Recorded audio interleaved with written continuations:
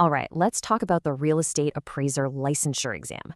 I know it can feel like you're staring up at a massive mountain of material, but what if I told you there's a clear, manageable path to the top? Today, we're going to break down exactly how to turn that big challenge into your success story. Does this sound familiar? You're surrounded by textbooks. Your confidence is kind of shrinking with every page you turn, and you can already feel that exam clock ticking down in your head. If that's you, you are not alone. These are, without a doubt, the two biggest hurdles every single future appraiser has to get over. But here's the good news. You can absolutely change that narrative.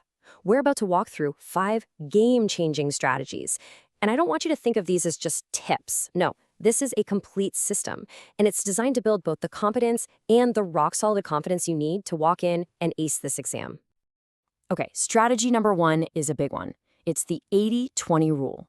You know, the biggest mistake people make is trying to memorize every single thing. That's just a one-way ticket to burnout.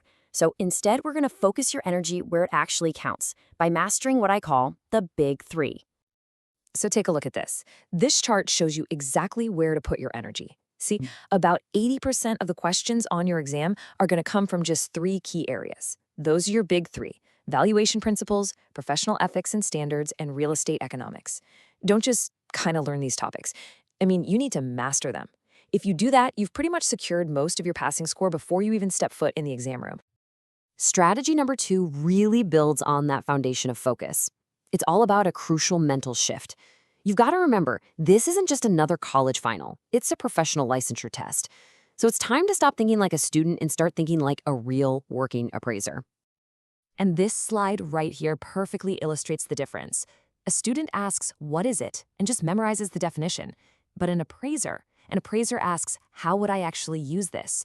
So, for example, don't just memorize the 3 types of depreciation. Instead, picture it. You're appraising an old building right next to a brand new highway. How are you going to calculate its physical wear and tear? Is there some economic obsolescence going on? See? This mindset turns passive learning into active problem solving, which is exactly what the exam is designed to test. Now, for strategy number 3, and this one tackles your biggest enemy inside that exam room, the clock. We all know that feeling of panic when you get stuck on a question. Well, your secret weapon to beat that feeling is something called the triage technique. Here's exactly how it works. On your very first pass through the exam, you're not trying to answer everything, you're sorting. First, you answer all the greens. These are the easy ones, the low-hanging fruit. This banks points fast and gets your confidence up. Next, you flag the yellows. You know these, but they might need a bit more time or a calculation. And finally, you just skip the reds, the questions that totally stump you. Don't waste more than 30 seconds on them. This system guarantees you never run out of time before answering all the questions you actually know the answers to.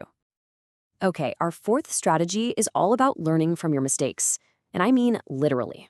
Look, taking practice tests is great, but just checking your score at the end, that's not enough. The highest performing students do something different. They keep a mistake journal.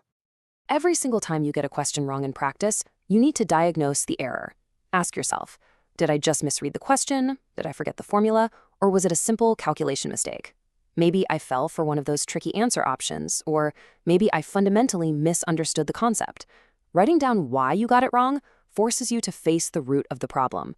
Seriously, reviewing this journal for just 15 minutes a day is more powerful than hours of rereading because you're actively fixing your own unique weak spots. It is the single fastest way to get better. And that brings us to our final strategy. This one is all about achieving peak performance on the big day. You see, your performance isn't just about what you know, it's about your state of mind. You need to create what I call a champion's ritual. This is your game plan. The night before the exam, you stop studying. I'm serious. Your brain needs to rest. Pack your bag, do something relaxing. Then, the morning of, eat a good protein-rich breakfast so you don't have a sugar crash. Get to the venue early to get rid of any travel stress. And right before you walk in that door, just take a few deep breaths and tell yourself, I am prepared, I am capable, I will pass.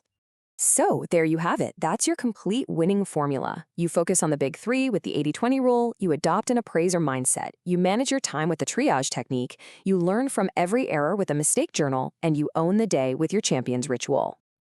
And remember this exam is not some monster that's designed to beat you. It's just a doorway. It's a doorway to the career you've been working so hard for. You've put in the hours, you have the strategies now, and you absolutely hold the key. You've got this.